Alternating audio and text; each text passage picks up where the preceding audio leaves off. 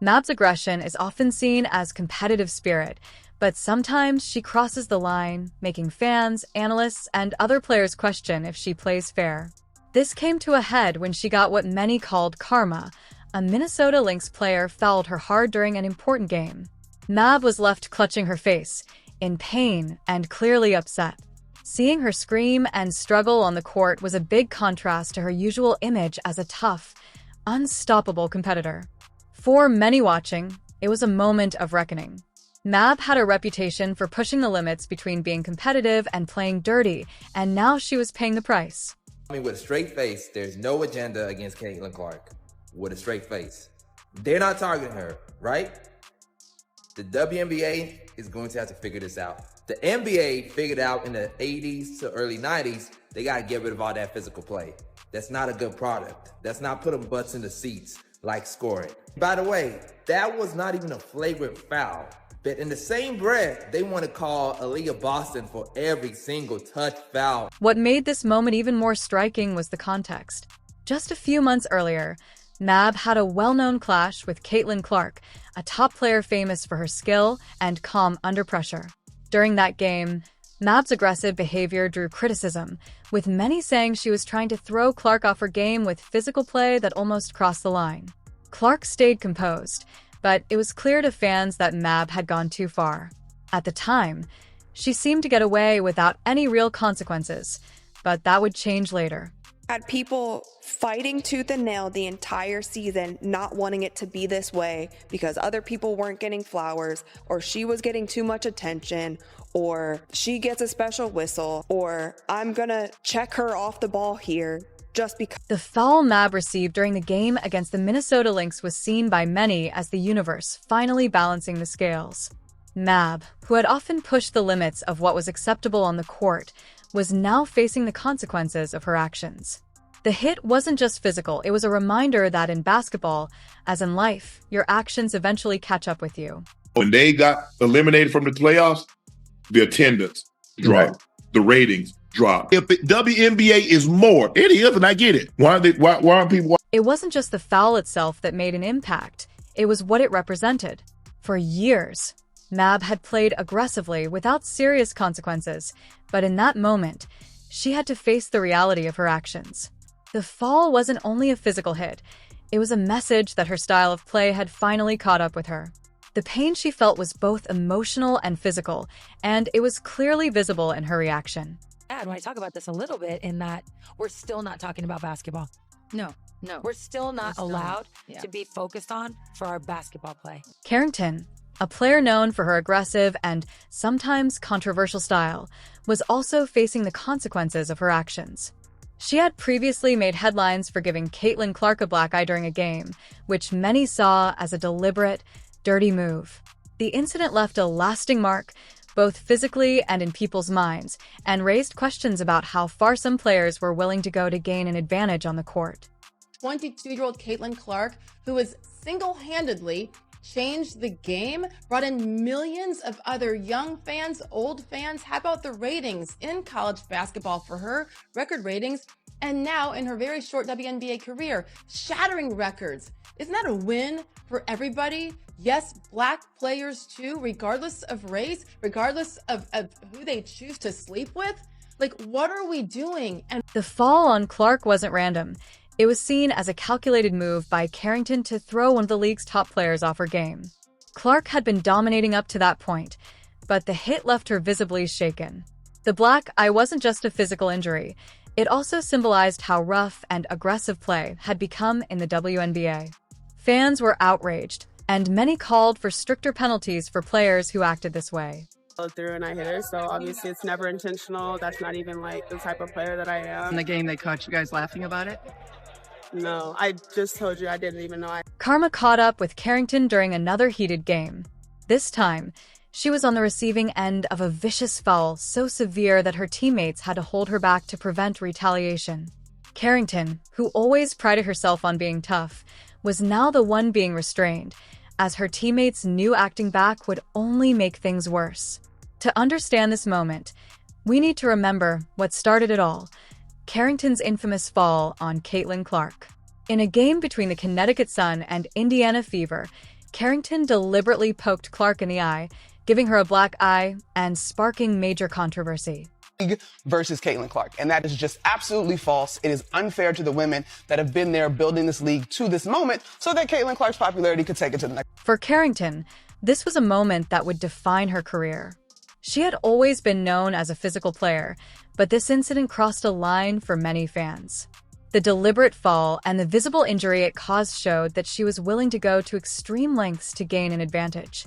But as we've seen, karma has a way of catching up.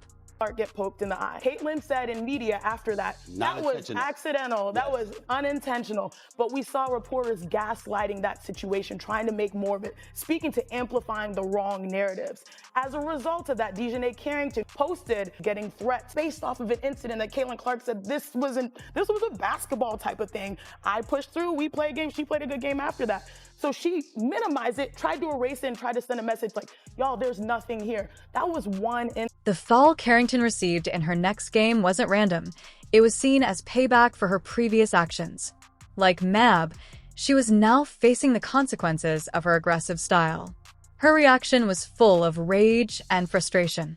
She had been used to being in control, using her physicality to dictate the game, but now she was the one being fouled and had to be held back by her teammates.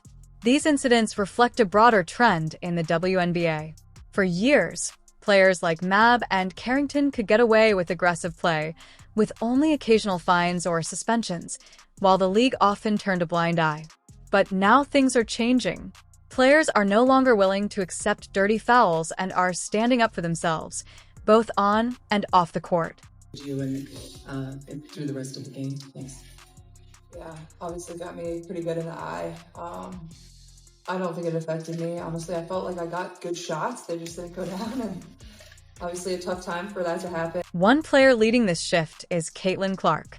Even though she has often been targeted by aggressive players like Mab and Carrington, she has stayed calm and composed, refusing to respond with the same tactics. But even Clark, known for her poise and professionalism, has felt the emotional toll of facing such physical play. Her decision to take a break from basketball shows just how demanding the game can be, both physically and mentally. Clark is coming.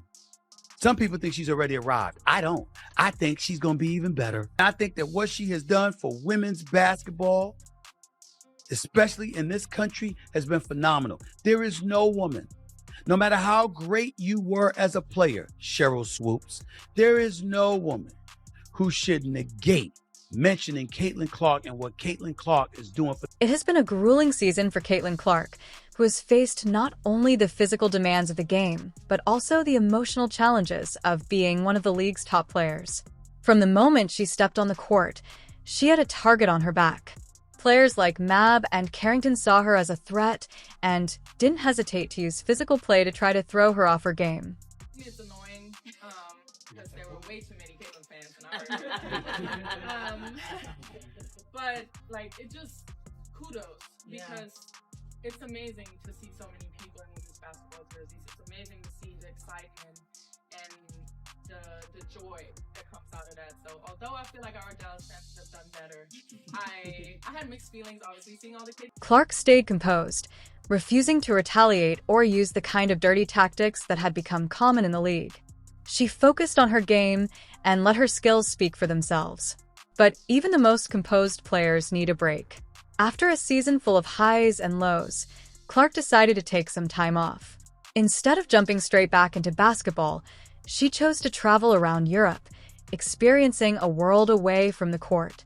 The physical demands of the game are one thing, but the mental toll can be just as challenging. Between aggressive fouls and the disappointment of not receiving a unanimous Rookie of the Year vote, Clark needed time to process and recharge. Basketball has really consumed my life for a year, so I feel like it'll be good for me to kind of reflect back on everything that's. Clark is now enjoying her well-deserved break, but the WNBA is feeling the impact of her absence. As one of the league's most popular players, her decision to step away has left a noticeable void. Since she announced her break, viewership numbers have been steadily declining, and the league is struggling to maintain the same level of fan interest without her on the court. A lot of fans, they were anticipating Caitlin Clark becoming the 6th ever unanimous Rookie of the Year. Obviously, that did not come to fruition. She was just 1 vote shy. Were you surprised at all? I wasn't really surprised, just because anytime you have 67 people voting on something, everyone's not going to have the same opinion. And Angel Reese, of course, had a terrific... Fans are already excited about Caitlin Clark, but many believe her best is yet to come. Her impact on women's basketball, especially in this country, has been phenomenal. No matter how great past players like Sheryl Swoopes were, Caitlin Clark has earned her place in the conversation for changing the game. Clark has made it clear that during her break, she won't be playing abroad or in smaller tournaments like 3-on-3s, meaning fans will have to wait until the 2025 season to see her back in the WNBA. Her absence is a major blow to both viewership and revenue, showing just how powerful her star is. But there is hope. When Clark returns in 2025, the league could see a surge in fans and excitement. Her comeback might be exactly the boost the WNBA needs. Caitlin Clark is coming. Some people think she's already arrived. I don't. I think she's going to be even better. I think that what she has done for women's basketball, especially in this country, has been phenomenal. There is no woman, no matter how great you were as a player, Sheryl Swoopes, there is no woman who should negate mentioning Caitlin Clark and what Caitlin Clark is doing for... Caitlin Clark's return to the WNBA is highly anticipated, and for good reason.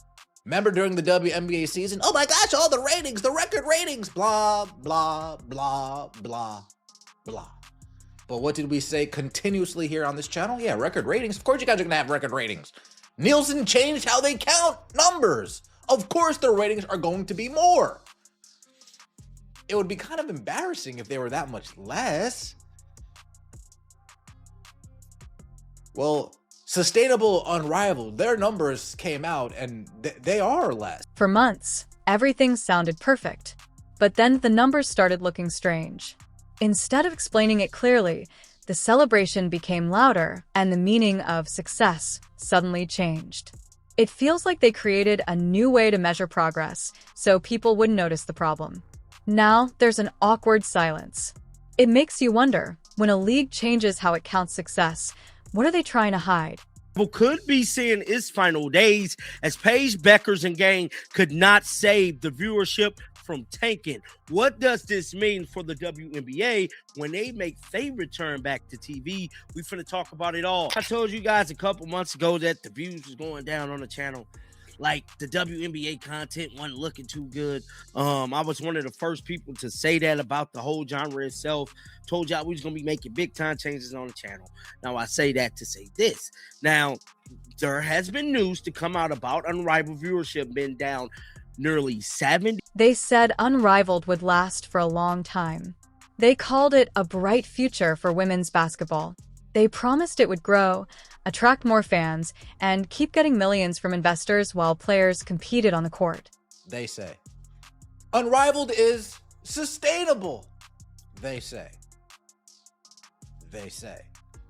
Ratings have come out for Unrivaled, and folks, if I was to say fall off a cliff, if I was to say significant drop off, I would be underselling how underperforming day one of Unrivaled really was. They repeated these promises with strong confidence.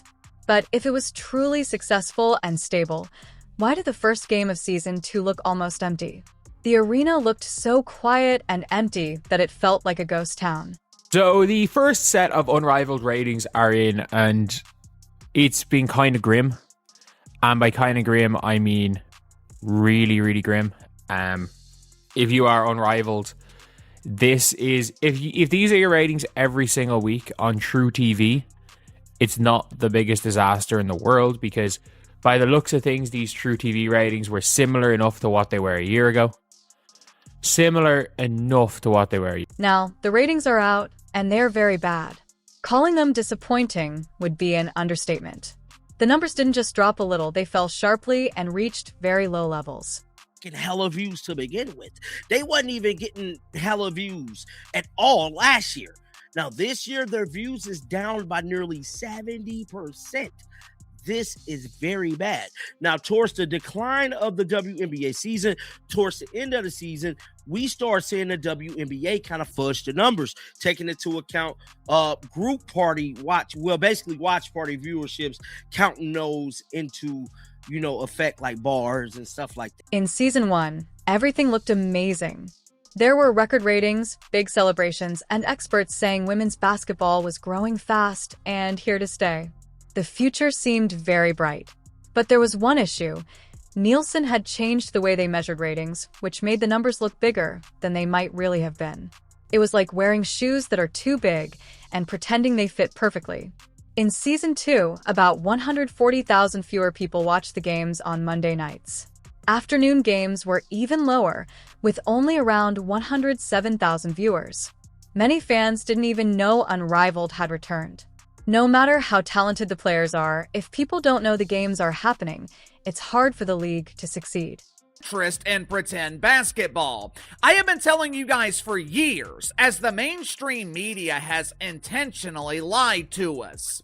These elite athletes are amazing! This is the best basketball in the world! Woohoo! Yes, yes, yes! We have been talking about this here on the channel for years. The so-called growth in women's basketball is an illusion. The details are even worse when you look at individual games. One matchup between the Breeze and the Phantom had only 40,000 viewers on TNT. Another game with the Lunar Owls had 30,000 viewers on TNT and 20,000 more on True TV. Together, one game barely passed 50,000 viewers in the important 18 to 49 age group. Last year, similar games had around 90,000 to 100,000 viewers on TNT alone, not counting other channels. In less than a year, the league went from looking strong and growing to becoming an example of how fast excitement can disappear. Primetime audiences are shrinking, afternoon numbers are very low, and total viewership is far below what was expected. Fact that the Rose and Lunar Owls on the primetime slot on TNT had... I don't think this is 40,000 viewers, because I think this is the NA is the actual viewer. I think this is like the ratings numbers. I think this is in and around 100,000 viewers, which isn't good. Last year it was... Am I right in saying last year? Was last year at 1.0? No, last year was 0.1. It feels like watching a slow fall back to reality. No matter how much the league talks about being sustainable, it doesn't change the fact that not enough people are watching. One big problem is poor promotion. Season 1 had strong social media buzz and marketing that made it feel like a must-watch event. But Season 2 arrived quietly, with very little reminder or excitement for fans. Some people didn't even know the league was back. Meanwhile, Nielsen plans to introduce a new Big Data Plus panel system by 2025, which combines traditional TV tracking with streaming data from smart TVs and other sources. For many sports, this system usually increases ratings and makes events look more successful. The early Unrivaled TV numbers are not good for Season 2, that is, which is certainly no cause for celebration, but is cause for concern. When I say the first part, it's because I guarantee you there are going to be a lot of people racing to like rub it in and do like a and I'm rooting for Unrivaled success. I like the idea, the concept, the mission statement, and all of those things, but you also have to deal with the reality of a situation. However, Unrivaled's viewership barely improved, even with better measurement systems. Smart TVs and big data couldn't fix the main issue.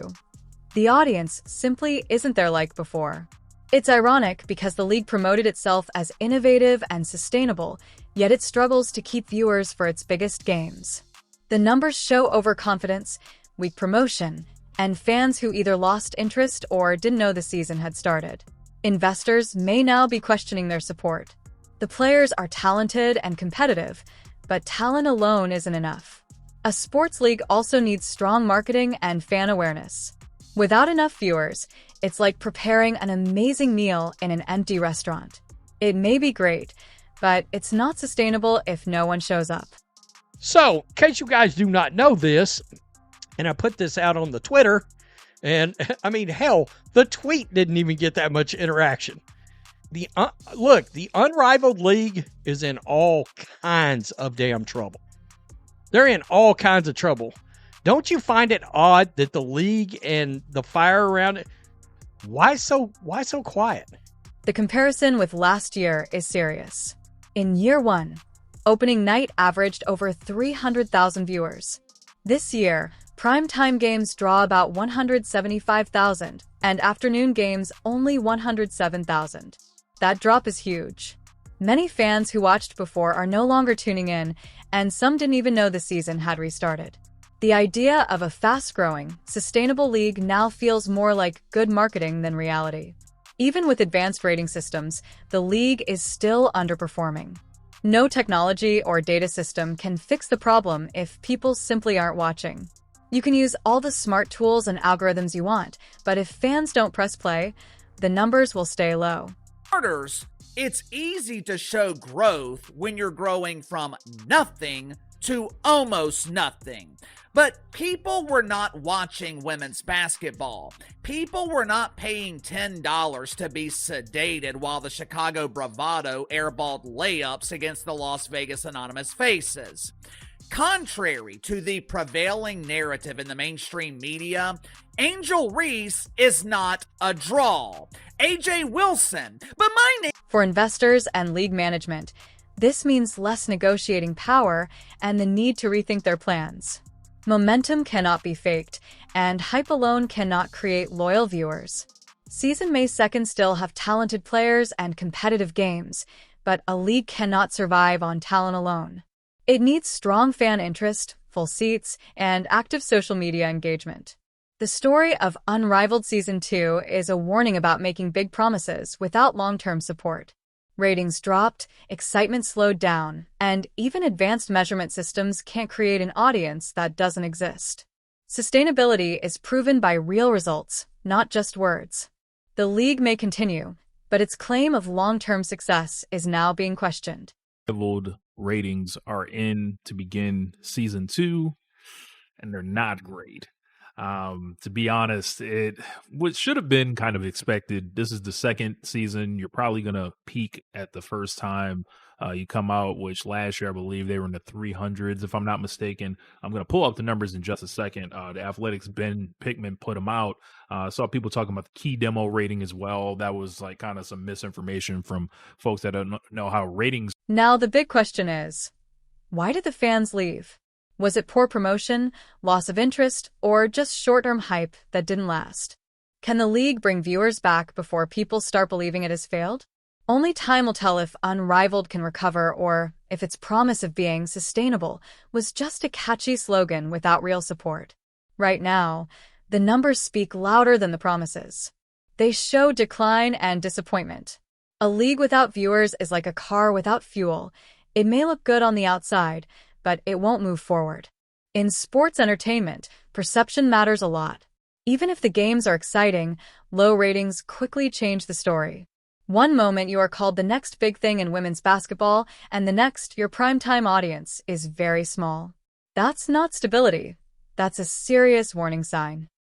I believe part of the reason is, hey, Project B has put the writing on the wall for Unrivaled.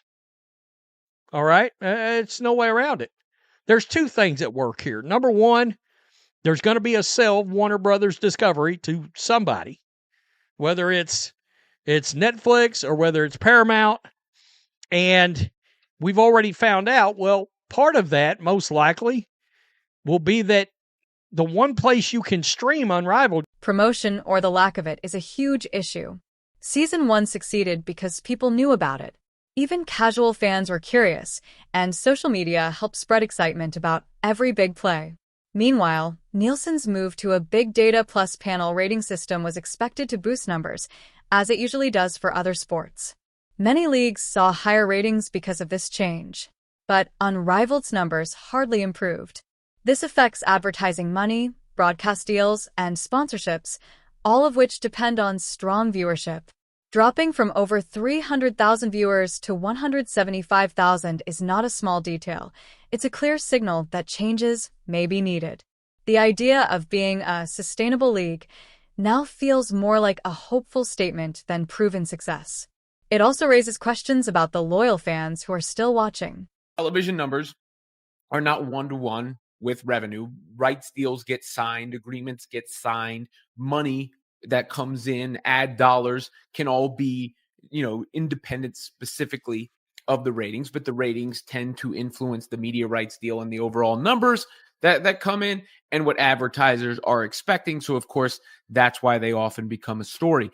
And in this case, you're in the second season of Unrivaled, so you're curious to see how it's going to do going. Season May 2nd still have talented athletes and exciting games, but something feels missing. But at least she comes across here as professional in what she's saying, and she seems to think a deal is coming. And let's be real. Regardless of how tough Collier wants to talk, we're not going to cave in.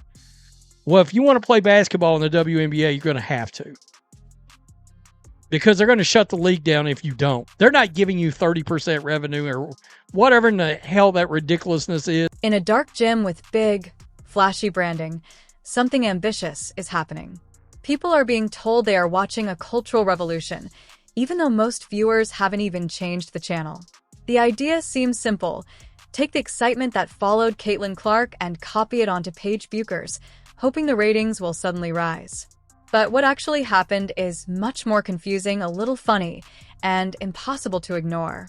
Be seeing its final days as Paige Bueckers and gang could not save the viewership from tanking. What does this mean for the WNBA when they make their return back to TV? There has been news to come out about Unrivaled viewership being down nearly 70% from last year.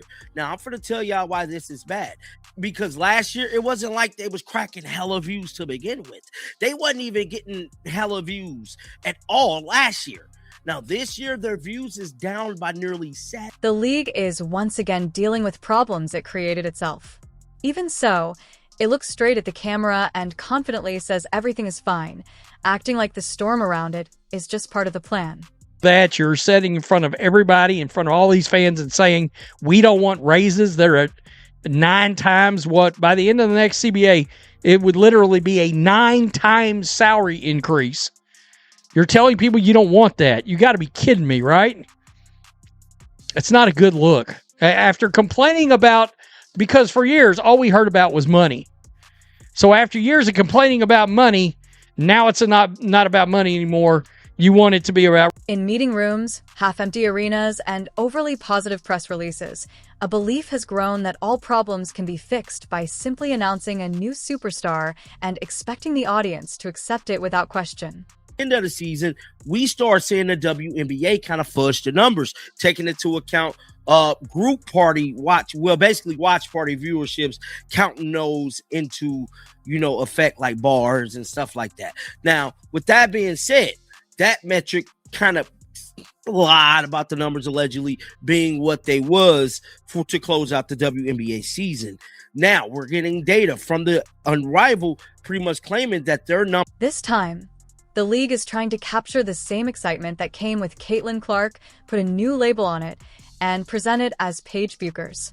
The problem is, the huge crowds that naturally came before are not showing up in the same way. So I got to talk about Paige Bueckers. And no, I'm not talking about Paige Bueckers because people are talking about Candace Parker talking about Paige Bueckers. I was really harping on Paige Bueckers Monday night during Unrivaled, her debut with Unrivaled, her team, what are they called again? The Breeze. It's a new team. The Breeze taking on the Phantom. I didn't realize how much of a ball hog Paige Bueckers is. The strategy sounds simple, but feels confusing in reality. The plan does not seem to include the idea of letting interest grow naturally, which would require patience and honesty.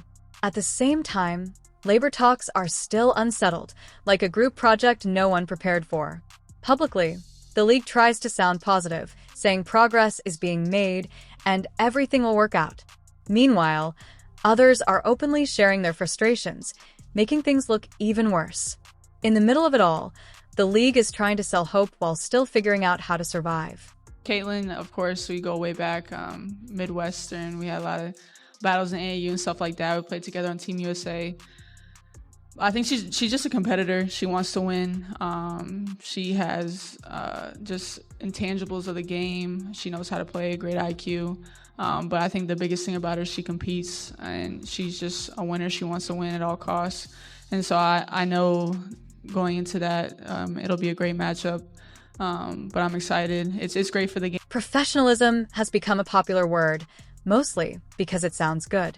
Some players understand that public negotiations require calm language and self-control. Others seem to turn every disagreement into a public drama, thinking that complaining online will help their position. As a result, the negotiation process feels less like serious business and more like a reality TV storyline. It also raises concerns when players connected to a rival league want influence over important decisions. Possible conflicts of interest are brushed aside with vague promises about shared goals. It feels like everyone is pretending that ownership, leadership, and labor can mix perfectly without tension. Still, none of this would matter as much if fans were fully interested in the product. Instead of earning attention, the league seems to be demanding it. The new league, advertised as bold and innovative, still looks like it is trying to figure out its true purpose. There who are going to say, not you piling on Paige Beckers. What do you mean? She's a ball. She's a ball. She was playing 1-on-3 in that game on Monday night. So yes, I know she scored 24 points. I expect her to score 24 points because she didn't want to pass the ball. Now, you might say, well, Adrian, she had 6 assists. The games are promoted as groundbreaking and exciting, and the players are called icons. But viewers quietly wonder why the arena looks dim and why the games feel more like practice matches than must-watch events. In this setting, Paige Bueckers steps in. She is not simply allowed to grow naturally as a professional player. Instead, she is presented as someone who must carry the hopes of the entire league. She is described not just as talented, but as someone who should change everything. Caitlin Clark did not become famous because executives said she would. She became popular because fans truly connected with her style and exciting moments. Trying to recreate that same impact just by insisting on it misses what made it special. Oh, the first set of unrivaled ratings are in, and it's been kind of grim. And by kind of grim, I mean really, really grim. If you are unrivaled, this is if these are your ratings every single week on True TV, it's not the biggest disaster in the world, because by the looks of things, these True TV ratings were similar enough to what they were a year ago. Similar enough to what they were a year ago. League leaders talk about culture as if it matters more than competition. It sometimes feels like they believe fans watch for the vibe instead of the actual basketball. Culture and messaging are pushed as the main selling points, while the game itself feels secondary. Fans are expected to care deeply about identity and symbolism, even if they cannot remember the teams or results the next day. Games are described as historic, yet they barely make an impact in the larger sports world. A big performance is celebrated inside the league, while most people outside do not even notice. Announcing percentage growth without explaining the starting numbers may sound impressive, but it does not build real trust. Numbers going around on the internet, and it doesn't look good at all. But I do want to tell you guys that this isn't the final number. All right, this is just, I believe, a certain age group. I think it's like 18 to 49, and they didn't necessarily count everybody who was watching on HBO Max, all that good stuff. I think it will finish around 200,000, 190,000 like it did last year. I don't think it'll be an increase like that, although they did add a good amount of new players. There is strong confidence when talking about partnerships with bigger, established leagues, even though the league is still trying to prove it can succeed on its own. Offers are presented as if they are powerful opportunities, not requests for support. It feels optimistic, almost unrealistic. Meanwhile, arenas are still small, attendance is limited, and the largest crowds usually show up when a certain team from Indiana comes to town. This is not criticism of Paige Bueckers' talent, but of the heavy expectations placed on her. A star cannot create excitement alone, and no branding can replace the natural connection between a player and the fans. Unrivaled is sustainable, they say. They say. Ratings have come out for Unrivaled, and folks, if I was to say fall off a cliff, if I was to say significant drop off, I would be underselling how underperforming day one of Unrivaled really was. Remember during the WNBA season, oh my gosh, all the ratings, the record ratings, blah. The situation is made more complicated by the feeling that the league promotes its own circle while ignoring outsiders. Certain schools, stories, and former players seem to stay in the spotlight through leadership roles and media praise. This creates a cycle where being familiar is mistaken for being dominant. But sports fans are not required to care just because they are told to. Interest is not a favor fans owe to a league. It must be earned through exciting competition, good storytelling, and real, unforgettable moments. Saying someone is great is easy. Keeping people's attention is much harder. As deadlines get closer and negotiations continue, the league tries to sound calm while also showing urgency. Expansion plans and free agency add pressure, even though progress feels slow. In the end, trying to give Paige Bueckers the same impact as Caitlin Clark shows a misunderstanding of how stars are truly created. Real growth takes patience, honesty, and the courage to face reality instead of simply rebranding it. Said, the fact that the Rose and Lunar Owls on the primetime slot on TNT had, I don't think this is 40,000 viewers, because I think this is the NA is the actual viewers. I think this is like the ratings numbers. I think this is in and around 100,000 viewers, which isn't good. Last year it was, am I right in saying last year at 1.0? No, last year was 0.1. For now, the show goes on. There are big promises, carefully chosen positive words, and constant hope that the audience will respond just because they are being asked to. But the excitement does not match the advertising.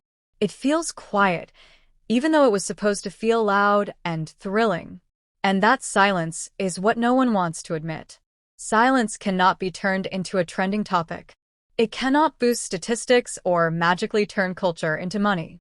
Silence simply reminds everyone that real excitement cannot be forced, and fans cannot be made to care through pressure or guilt. You can change the name, update the graphics, dim the lights, and talk about a big vision, but silence does not react. This approach avoids blaming leadership and instead quietly suggests the public is at fault for not showing enough interest. Time window of games. The 8 o'clock game and the 9:15 game, or the 9:30 game, whatever heck time it was. 175,000 viewers. The afternoon window averaged 107,000 viewers. All that, if you're a 90s baby, you know. All that is down from 208,000 average viewership during regular season games in Unrivaled year. The truth is, the Caitlin Clark effect was never complicated. It came from real competition, natural moments, and a player who performed strongly under pressure. The excitement followed what happened on the court. It was not created by marketing alone. Trying to copy that by focusing more on image than performance is like caring more about the box than what is inside it. It is also uncomfortable to see a young star used mainly as a marketing tool. Instead of simply letting her play and grow, every good game becomes proof that a business idea is working, and every average game is ignored. That is not fair and cannot last forever. At the same time, the league faces other problems. It talks about sharing revenue before steady revenue is even there. It discusses expansion while still building its foundation. People notice when the loudest voices are explaining why the league matters instead of fans naturally showing that it does. They notice when the conversation is more about defending the product than celebrating the game itself. Right? But in basketball, you have men and women. As you see in this graph, you have Caitlin Clark, Cooper Flagg, Victor Wembanyama, LeBron James, and Shai Gilgeous-Alexander, right? So the fact that you have men and women and seeing how the men's basketball league is flourishing, right? Has way more people watching than the WNBA right now. You have Caitlin Clark dominating the match. The constant push to create urgency only makes the gap more obvious. Deadlines are presented as dramatic moments, but they rarely change the viewing experience. Negotiations are described as major battles, yet the final results usually feel routine. Most of the drama happens in interviews and press conferences, not on the court. What makes this situation interesting is not just that it may be struggling, but that it refuses to admit that possibility. Weak reactions are described as hidden potential. Lukewarm responses are called progress. Comparisons to Caitlin Clark are treated as guaranteed, not hopeful. The league talks as if success is certain, even when signs suggest otherwise. In the end, lightning cannot be controlled by branding or strategy.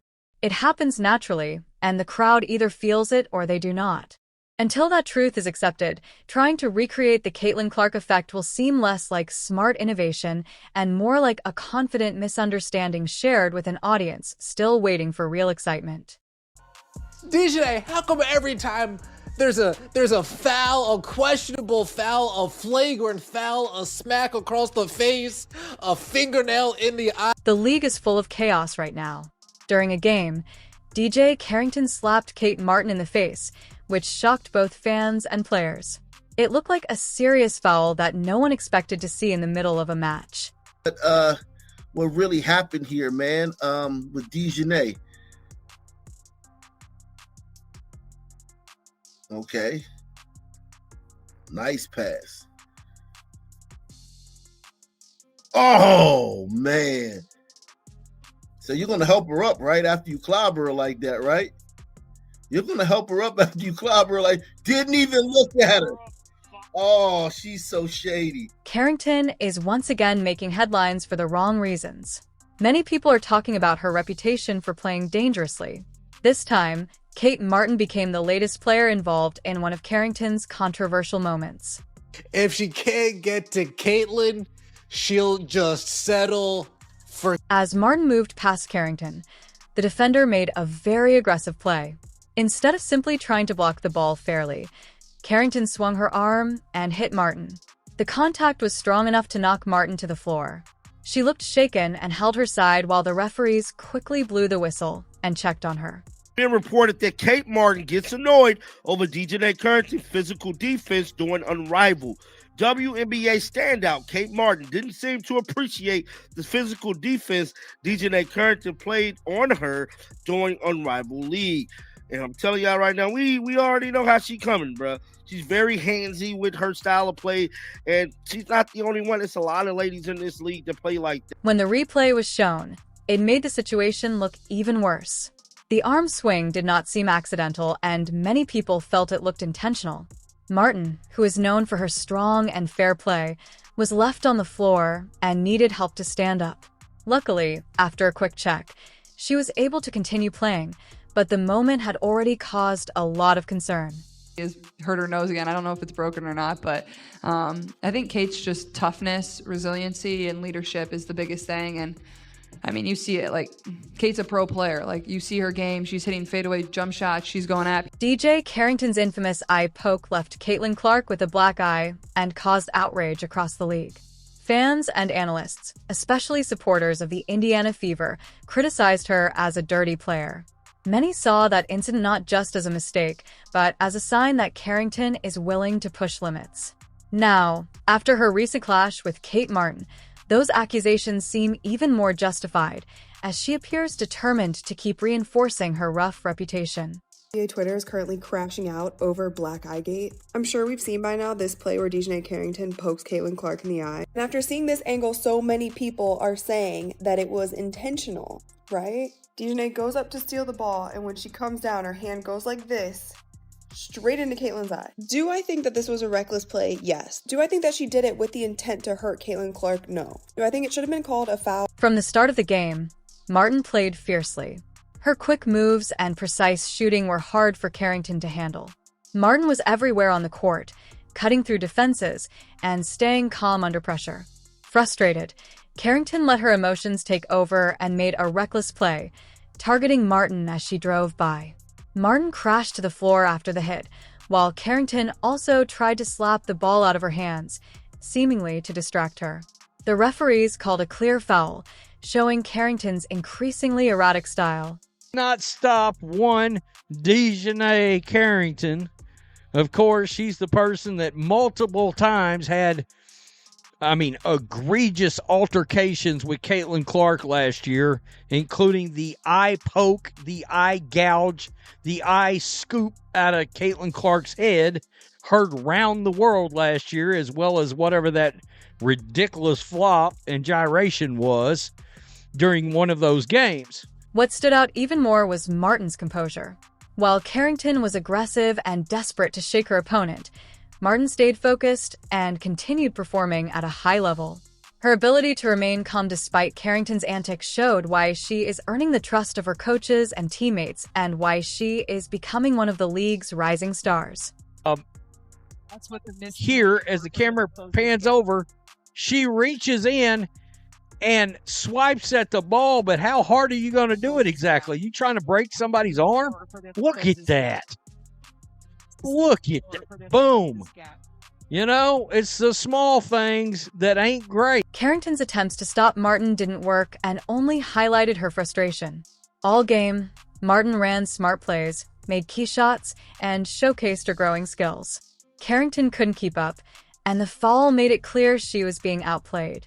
Fans could see that Carrington often resorts to aggressive tactics when an opponent outperforms her. Her fiery personality sometimes crosses the line between competitive and reckless. What are we doing? We trying to break an arm now on top of it? This person just says it. It's almost assault. Good grief. That looked like break my arm, bro. Martin's performance speaks for itself. With more playing time, she has shown her skill, basketball IQ, and offensive versatility, making her a player opponents can't ignore. She stayed calm and let her game speak, refusing to respond to Carrington's mind games. Carrington, who has long shown disdain for Clark, seems to have shifted her frustrations to Martin, using questionable tactics. This follows her past aggressive actions against Clark, including the notorious eye poke incident. Fans and players are now watching closely as Carrington directs her aggression toward a new target. Probably not one individual player that has benefited more from Unrivaled than Kate Martin. Look, Kate Martin was somebody that came into the WNBA and nobody, and I mean nobody, thought she was going to make the Las Vegas Aces roster. The clash between DJ Carrington and Kate Martin happened during a high-intensity game. Martin shined, proving her value with more playing time and showing skill, focus, and consistency. Her success seemed to frustrate Carrington, who used dirty tactics to try to disrupt her. Martin stayed calm, refusing to engage in Carrington's antics, letting her performance speak for itself. Fans noticed a pattern, suggesting Carrington's actions might be personal, targeting players close to Caitlin Clark. Many felt it crossed the line from competition into pettiness. I played ball for a number of years when I was a teenager, played on basketball teams, I coached basketball. I have watched thousands of NBA basketball games. I've watched probably a few hundred WNBA games in my lifetime. I've watched every single game that Caitlin Clark has played. I've watched hundreds and hundreds of women's college basketball games. I've watched high school basketball games. There is absolutely nothing that is natural about this motion of Dejanay Carrington. Martin's star continues to rise, showing she doesn't need to stoop to Carrington's level to make an impact. Her calm under pressure and ability to rise above the drama have earned her respect across the league. Meanwhile, Carrington's refusal to respect players like Clark and Martin frustrates fans even more. While Martin and Clark elevate the game with skill and teamwork, Carrington's aggressive tactics often make her seem more interested in making headlines than helping the WNBA grow. You hear what the reporter was saying. She was alluding to Dejanay being upset because she felt she got fouled on the prior end. She got fouled on the end prior, so you know what? I'm going to come on the other end. I'm just going to...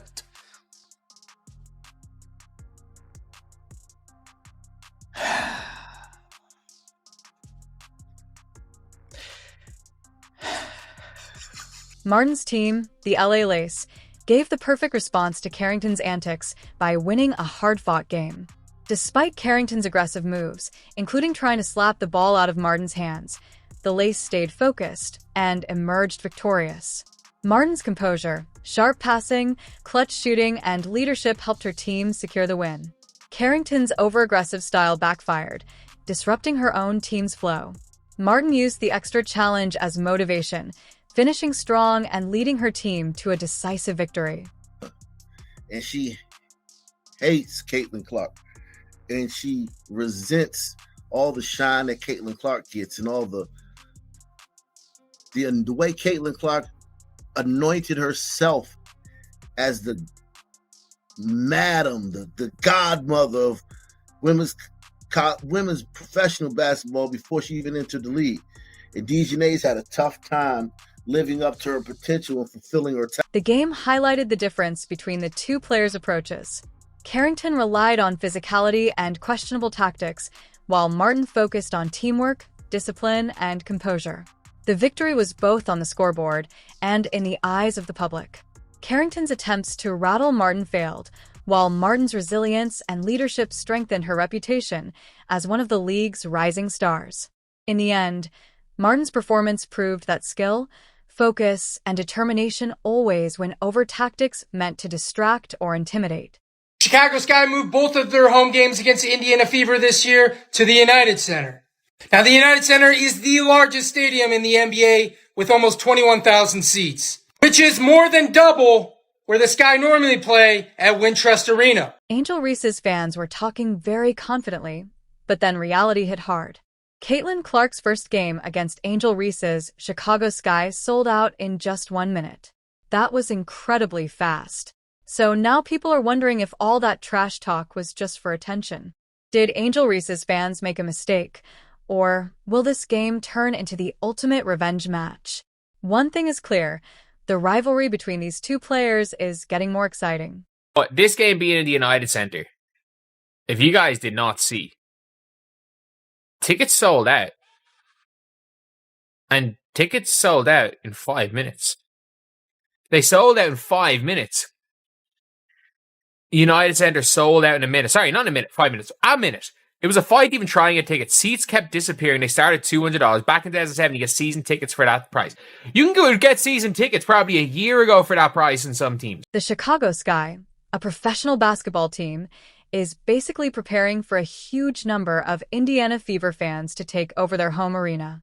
Normally, a team should have the advantage when playing at home, but this time it might feel different. Angel Reese's biggest fans believe the huge attention is because of her. They talk as if she personally built the new stadium and made everything happen. Just 60 seconds, 1 minute, the time it takes to tie a shoelace, pour a cup of coffee, or check a text. That's all the time the Chicago Sky needed to sell out 20,000 tickets for their highly anticipated matchup against the Indiana Fever. And let's not kid ourselves. The reason is as clear as day. Caitlin Clark, from Iowa to Indiana and now to the biggest basketball cities across the country, the Caitlin Clark effect is more than just a catchy phrase. It's a move. When Chicago saw that so many Fever fans wanted tickets, they decided to move the game to a bigger arena. Even then, the tickets sold out in only 1 minute. Ticket resellers are probably very happy right now. Meanwhile, Chicago Sky fans might be harder to spot in the crowd, surrounded by a large number of Fever jerseys. The Sky Fever tickets went on sale at 11 a.m. today for the United Center. This is the game that was changed into the 23,000 people arena, which I think is only 21,500 for games and 23,000 for concerts. But it sold out like that. However, honestly, there is one main reason why this game is getting so much attention. Many people believe that reason is Caitlin Clark, the rookie star who is currently attracting huge interest in women's basketball. However, some fans are still trying to say the packed stadium is because of Angel Reese. It's almost like people were waiting for the tickets the same way they wait for a big sneaker release, just to watch the game. 5 games against Chicago. That's a huge thing. This league has decided, hey, we know what we have here in this matchup. We know people will watch. And quite frankly, I'm ready to see the Indiana Fever walk the dog some more with the Chicago Sky. The real test will come on opening day. Chicago Sky players might feel like they are playing an away game, even though they are in their own city. The arena could be full of Fever fans who mainly came to watch one player. At the same time, Angel Reese's supporters may try to explain how the excitement is still about her. The arguments and debates around this rivalry will probably continue. Now, people do not realize, like, there are some Chicago Sky fans. There really are. But as you guys can tell, not every Chicago Sky game will sell out this year, even in their 10,000 seater stadium. Most won't sell out. And the Fever are going to sell out every single game immediately in Cambridge, which is even bigger. Let's also think about the Chicago Sky players. Imagine working hard during the preseason and getting ready for a big home opener, only to realize that most of the crowd might actually support the other team. Instead of strong support from their own fans, they may feel like visitors in their own arena. If the stadium ends up being full of Indiana Fever fans, it will show why people are spending money so quickly on tickets. The Caitlin Clark effect is becoming very real. Tickets sell out quickly, arenas move games to bigger venues, and team owners who once doubted the hype are now welcoming the attention. But a tangled web we weave when we choose to deceive. And what I am talking about is the Atlanta Dream.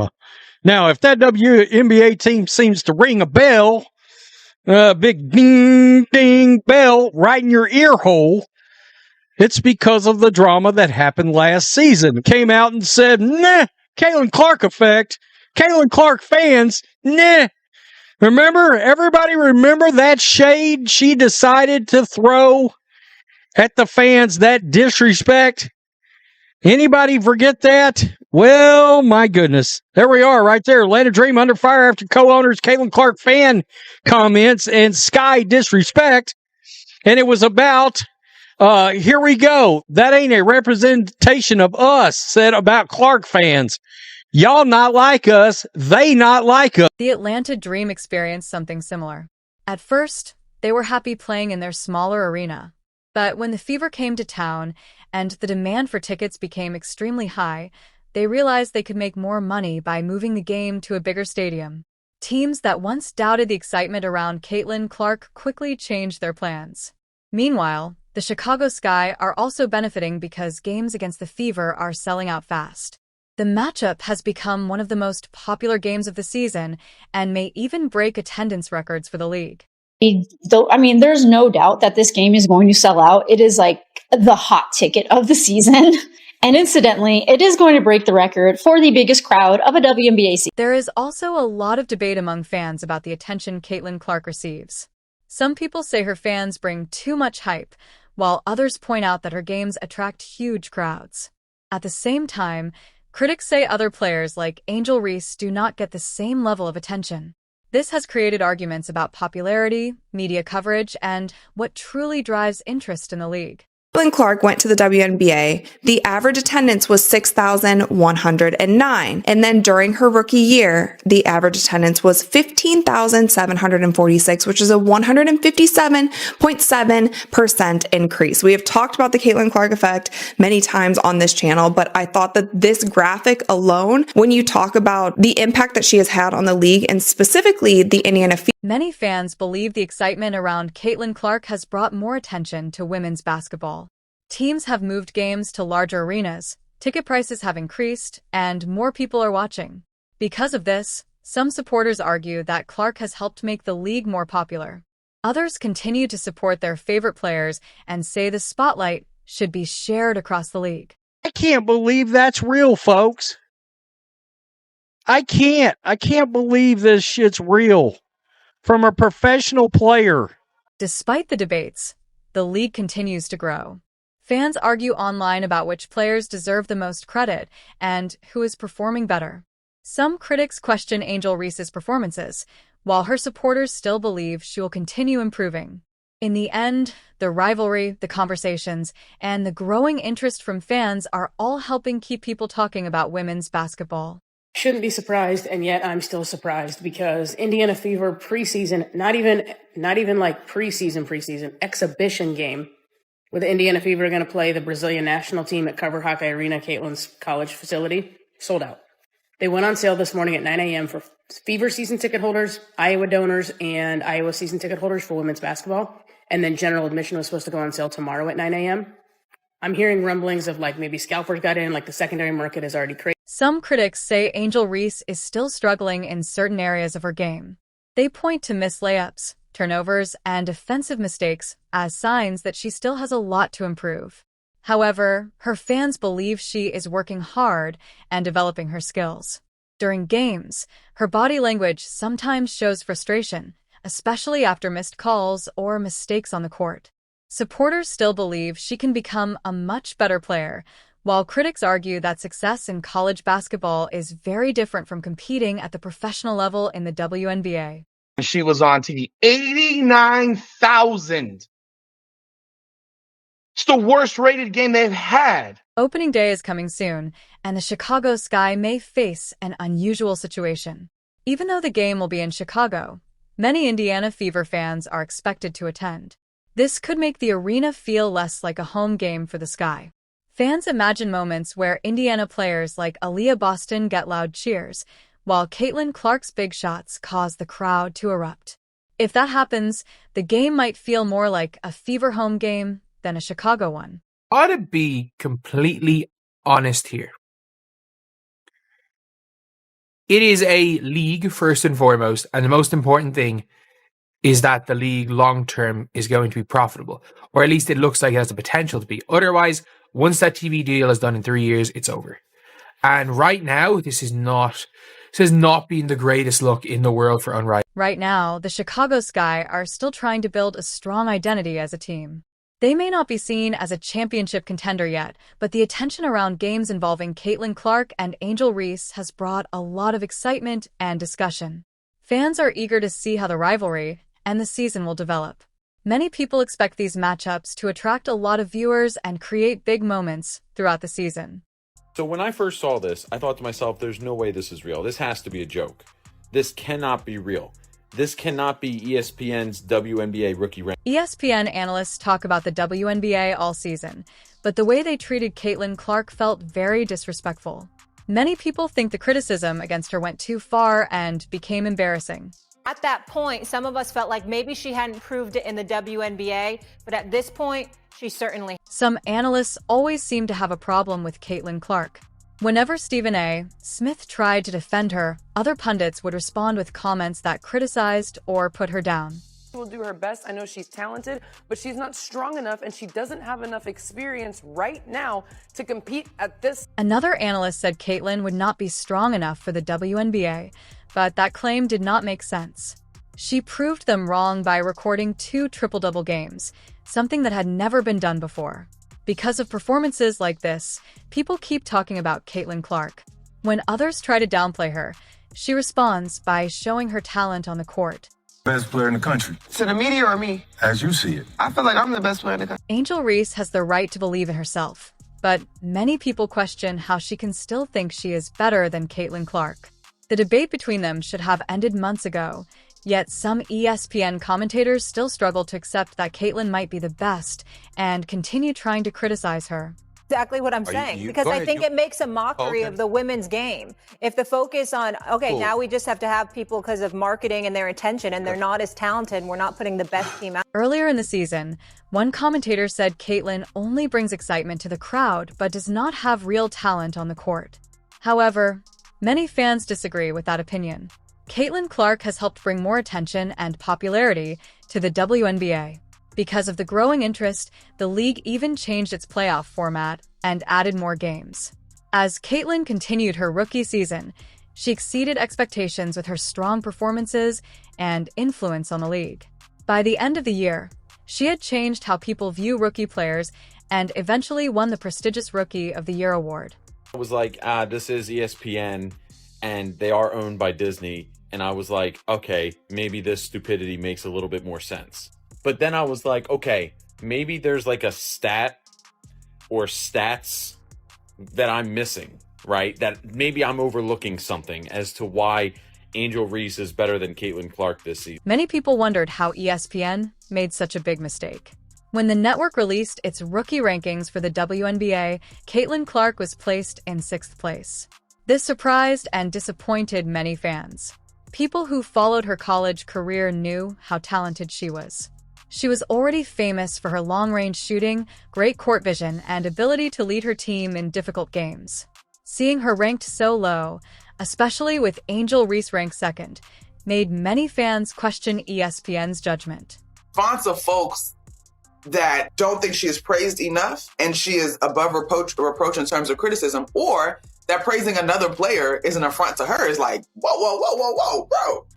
Like, also, like, you're in my mentions talking about women's basketball. I've never ever seen you before in my life. Angel Reese is also a very talented player, but the big difference in their rankings caused a lot of debate. Many people felt that ranking Reese above Clark showed that ESPN did not fully understand the different skills both players bring to the game. Some fans even felt it was disrespectful to Clark. However, Clark quickly proved her value on the court. Game after game, she played at an incredible level, breaking records and becoming one of the most exciting players in the league. Her amazing three-point shots and smart assists showed that she was not just one of the best rookies, but one of the best players in the entire WNBA. Her leadership and influence also helped bring new fans to the league. Angel may have exceeded expectations, even more so than As Caitlin Clark became more popular in the WNBA, not everyone in the media recognized the challenges she faced. Some commentators said the league was not targeting her and that she was being treated like any other player. But as the season continued, many fans noticed that Clark seemed to receive more physical defense than most rookies. Statistics showed that she was fouled very often. Opposing teams focused heavily on stopping her because they knew how dangerous she was on the court. Swoops all y'all other haters out there, and I'm gonna call you out, man. Because it's blatantly obvious why you're hating on the young. Even with this tough treatment, Caitlin Clark stayed strong and continued to perform at a high level. She kept playing well despite the constant fouls and physical defense against her. Her ability to stay focused and keep delivering great performances showed her determination and talent. Some people also felt that certain media commentators did not fully understand what was really happening during the games. Versus Caitlin Clark. And that is just absolutely false. It is unfair to the women that have been there building this league to this moment so that Caitlin Clark's popularity could take it to the... Some criticism grew stronger when a commentator said Caitlin Clark's main value to the WNBA was the large number of viewers she brought to the league. According to that opinion, her popularity was more about attention than her actual skills. Many fans strongly disagreed with this idea. While it is true that Clark helped bring more viewers and attention to the WNBA, her success was mainly because of her excellent performances on the court. Game after game, she showed her talent, leadership, and high level of basketball skill. Her exciting play helped increase the league's popularity and brought many new fans to watch the WNBA. I'd say she's lucky this UConn team isn't healthy. And that's a true statement. That's wrong, Molly. Monica? That's wrong, Molly. Molly, like it's excuses. 5 top players, it's excuses, am I right? Molly. It's excuses. Major injuries. You would not be saying that if it wasn't UConn. Major stars not playing. Listen, excuse me, it's her against Caitlin Clark. Stephen A. Ain't no excuses. Stephen you A. got there. Don't want to hear that now. Stephen A. Let me tell you, if Paige Georgetown get back in the mix, I'm going to be insufferable. I'm just telling you that now. What? If Paige Beckers didn't basically miss 2 seasons, I don't know if we'd be talking about Caitlin Clark the way we are. Many fans who had never watched the WNBA before started watching because of Caitlin Clark. Her exciting style of basketball attracted attention from sports fans everywhere. She became one of the main topics in media coverage of the league. Game after game, Clark helped break viewership records and brought large audiences to WNBA games. Fans loved watching her deep three-pointers, clutch shots, and strong performances. Because of this, her games became must-watch events, and she brought a new level of excitement to the league. Molly, I said... Really, Molly? Wow. Clark's presence also helped the WNBA grow by attracting new fans and creating a lot of buzz around the league. This showed that she was not just a player who brought viewers, but someone who helped raise the overall level of attention for the league. One clear example of her influence was when the WNBA made an important change to its playoff format. Because interest in the league was growing, the finals were extended from a 5-game series to a 7-game series. This decision showed how much the league's popularity had increased. There's a Caitlin Clark effect on all of basketball, and especially on women's basketball ratings. Kudos to her. She has elevated an entire sport in viewer. For many years, the WNBA finals were only 5 games long. But with the rise of new stars like Caitlin Clark and the growing interest in women's basketball, the league saw a chance to expand. Moving to a 7-game final series was not only about adding more games, it was also about responding to the increased demand for exciting basketball. Even media outlets that had earlier underestimated Clark's influence had to recognize that she was helping drive major changes in the league. Want it to grow if it's certain people at the face. And there is still this undertone of jealousy that for some reason I cannot get around calling it anything else but that, because I don't know what else it could be. I thought it was going to get better this season, but it hasn't. There are still people who seemingly, to me, feel like they just don't want Caitlyn to be a part. Clark's star power also brought many new fans who wanted to attend games, buy merchandise, and support the league. For a league that had often struggled financially compared to men's basketball, Caitlyn Clark became a major boost. Sponsorship deals also increased because brands wanted to work with her and connect with the growing popularity of the WNBA. Clark's appeal went beyond basketball. She became a cultural icon who attracted both dedicated basketball fans and casual viewers, making her a strong ambassador for the league. Act like there isn't or hasn't been legitimate resentment emanating from those who are pioneers. Nobody's fooled here. You got pundits who used to play in the WNBA, some of them who didn't, and who was speaking on behalf of those who didn't want to create that kind of noise themselves because of the negative impact. We talk about it when the men do it. If we detect jealousy, if we detect envy, if we detect resentment, and it's amongst the fellas, we put it out there. Shit, we act like it's the latest episode of General Hospital. But when the ladies are feeling that way about another young lady like Caitlyn Clark, and people like myself and Shay Shay call it out, suddenly it's a problem. Throughout the season, ESPN often seemed to misunderstand Caitlyn Clark's true impact. From ranking her 6th in rookie rankings to sometimes downplaying her achievements, their coverage did not always reflect what was happening on the court. Even as Clark broke records, attracted new fans, and helped change the league, ESPN sometimes focused more on other players or minimized her influence. As a result, many fans felt that their analysis failed to fully recognize how important Caitlyn Clark had become for the WNBA. Caitlyn Clark's the most valuable, most important person in the WNBA this year and should have been unanimous rookie. By the end of the season, it became clear that ESPN had underestimated Caitlyn Clark. She proved herself not only as the best rookie, but also showed that the early opinions about her were wrong. Her journey from being ranked 6th by ESPN to winning the Rookie of the Year award was very impressive. It showed her talent, hard work, and determination to succeed despite criticism and doubt. Throughout the season, Clark proved she was one of the best rookies in the WNBA and one of the most influential players in the league.